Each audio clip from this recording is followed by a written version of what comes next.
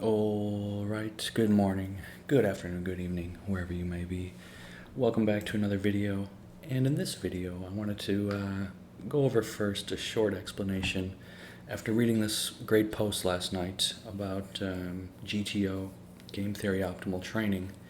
I just wanted to read this short paragraph, and I think it really had me thinking last night. So before you invest money and a lot of time for studying GTO, I haven't invested a lot of money, but I've invested a lot of time. Keep in mind that GTO only makes sense in the middle or high stakes poker. Well, I mean, this is debatable, but it's an opinion of a couple of serious middle stakes poker coaches, which opinion I agree and share. Exception is when you suddenly meet a very good regular at micro low who's been studying GTO and played with you already a reasonable size of hands. But how often does that happen? Obviously, this guy doesn't speak English very well. Not very often. Mostly are surrounded by fish and donkeys at micros who have no idea about GTO. And against such players, playing GTO concepts can be very counterproductive. Well, this I don't agree with, as you are losing value a lot of the time. The best strategy against them being more simple, straightforward. That is basically what GTO helps you to understand. It's a simple, straightforward strategy. Collecting money as much as you can from your good hands versus telephones and trapping aggro-fish with check raises, tricks, and at post flop. I mean, GTO isn't about check raising and tricking. It's about understanding your opponent's hand range and playing it optimally and calculating the proper equity. And if it should happen that you meet a micro reg who is aware of GTO, simply change the table. Well, that I definitely agree with. I generally change the table if there's two or more regs at the table. But the regs in the micro and low stakes are fairly predictable. Don't clash with them. Obviously, it's not profitable. Don't get me wrong, I think GTO concepts are great. So I just wanted to bring that up. And since I've been training with GTO Plus for the past several days, I do think, however, that it is optimal for micro stakes. And in these examples, what I've been doing is playing this range here, which is 43% of hand combinations, or a button range. And my opponent has 21%. I found, after reviewing a lot of the VPIP statistics in the HUD, a lot of players have a 21% hand range, and this is a very common range right here. So it's important to be able to play from the button a hand range that's much larger. Most players don't play with a large hand range like this, 43%, but I think it's wise, especially on the button. So for example, if the first and second position in 6-max fold, the first three positions fold, you can play from the button this hand range, and if you're raised from the small blind or big blind, you can call, and assuming they're playing a 21% hand range, you should learn how to play this range optimally, and that's what GTO training is all about. So I've been running some hand examples here, and one of the things I wanted to do that I really like about this software, let me show you, is calculating the equity. It calculates the equity instantly. So here I have loaded, 1 second here, I loaded up 34 flops or trees with simple bet patterns here, and what you're able to do, let me get this bigger, is by pressing F8, you're able to change your hands and you get the equity instantly and what the correct play is there at the bottom, your EV. So I've been doing this, trying to, I apologize in advance for the car alarms in the background and the construction. Okay. So, and you're also able to get a new flop, draw a new turn and river, start new hand, F1. So, and then F8, So here's a common flop, and we have to remember the opponent's hand range looks like this, and of course he's likely to have an ace like 50% of the time here, 25% of the time, of course. But this is what GTO training is about, is knowing what your opponent's hand range is, what percentage are likely to have certain cards, and just playing straightforward. There's no need for fancy play, but just knowing what these hand ranges are, you're going to do a lot better. So let's look at some examples. Calculate the equity here. So even an ace here with a low kicker is going to be fairly high equity. So let's play this hand. Check it back.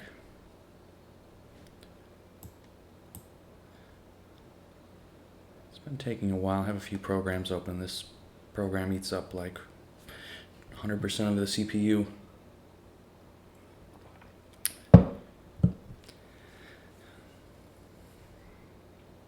But I haven't found a better program for studying game theory optimal training. Alright, and then by right-clicking on his cards, we can also see what he has, which I like to do just to see. I've been playing hands just knowing what he has, to see how likely you are to be in a good position. So here it advises to check back our ace with the small kicker, because he is likely to have a bigger kicker, but since you checked, and of course call. So let's run through a few. So this is an interesting hand as well. Comes up quite a bit of time. So 6-3-9 is not in his range at all. Sixes, 3, and here's the 9s. So not many combinations there. And then the 8, still not many combinations. So something like ace 8, ace 9, he checked. He's likely to have an overpair, not many percent of the time if he's checking here.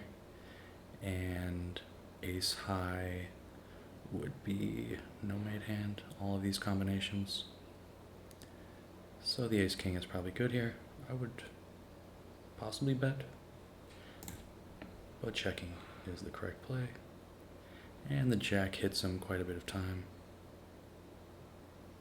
A fold is the correct play. Let's see. And he hit the jack, yeah. Jack is going to hit him there quite often.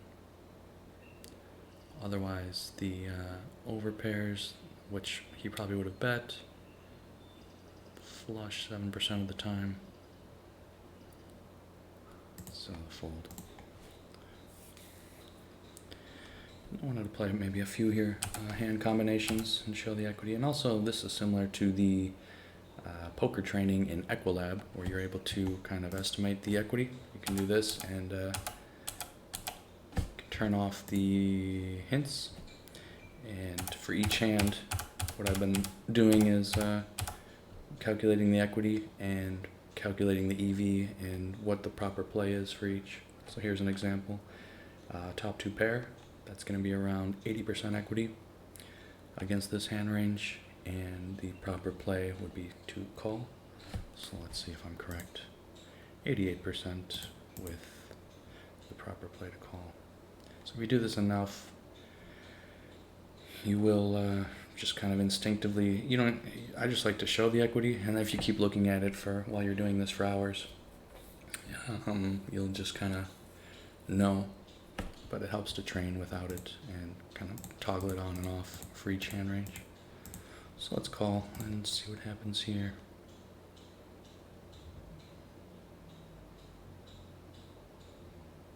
I definitely find with Flopzilla open, it loads a little slower. Flopzilla eats up quite a bit of RAM.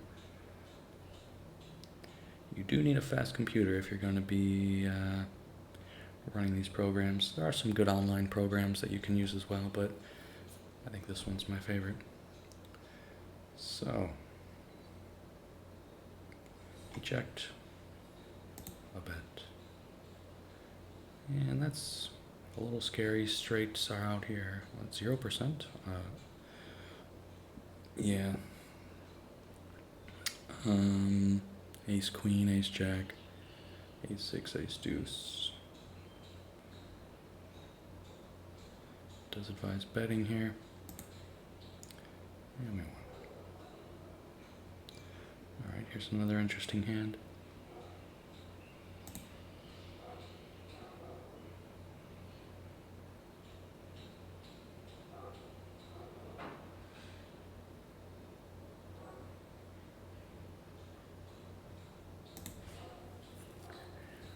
Alright, so what's he likely to have here?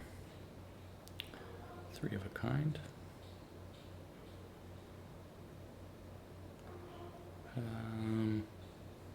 What's his likelihood of a flush? Almost 10%. Is it a B? Nothing. So a flush or nothing, pretty much.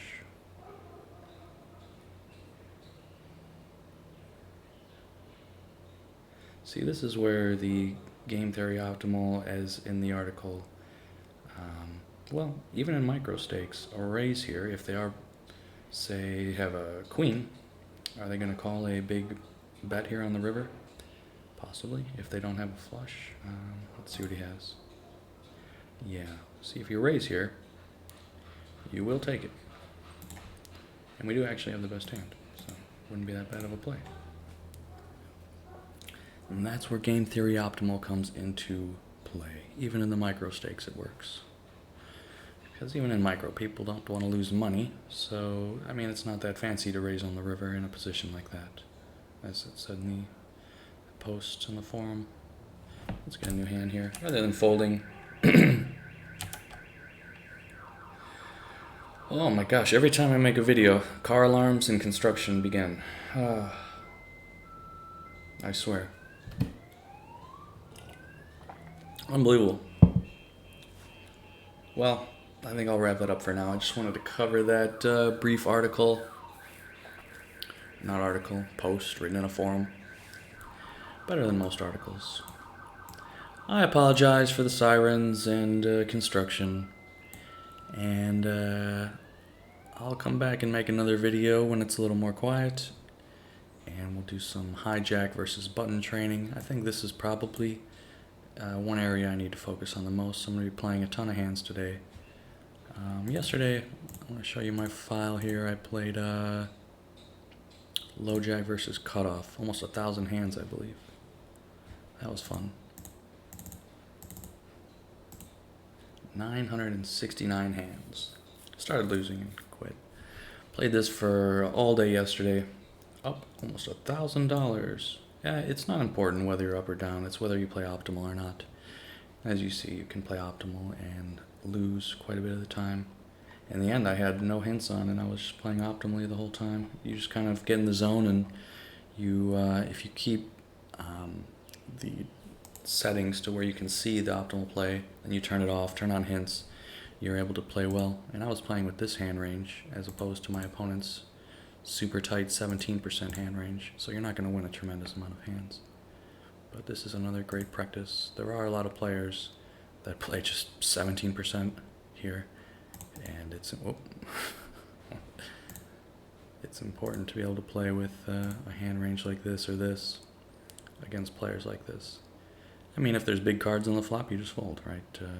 And then like something like this is going to hit a much lower range if the flop is 7s, 8s, 9s, 6, 5, 4, 3, because that's not going to hit his range. So I reckon that's good for now. I'll be back with another video doing button training. Thanks for watching.